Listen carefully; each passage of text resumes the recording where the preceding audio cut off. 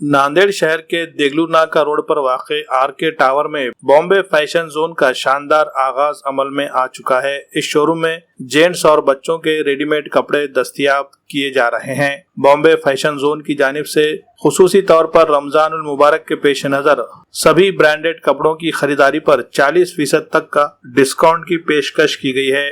29 मार्च बरोज बुध अलहाज इलियास खान साहब की जेर सरपरस्ती अलहाज रशीद खान साहब के हाथों बॉम्बे फैशन जोन शोरूम का इफ्तिताह अमल में आया।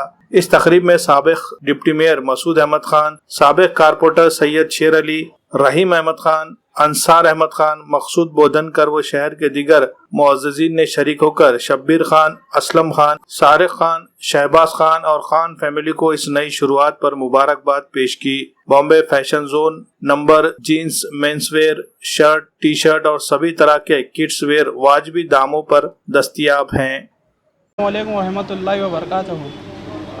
आप सबको रमज़ान मुबारक। तमाम शहरियान नांदेड़ को रमज़ान मुबारक। आज हम आरके टावर देगलूर नाका नांदेड़ पे हमारे बॉम्बे फैशन जोन का ओपनिंग हुआ है और आपको यहाँ पर हर वैरायटीज़ के ब्रांडेड आइटम्स मिलेंगे। मेंस में पूरे हर ब्रांड में Mufti, Spykar, Levi's, US Polo, Killer, Lawman, हर चीज़ हर ब्रांड के आइटम्स मिलेंगे डिस्काउंट में।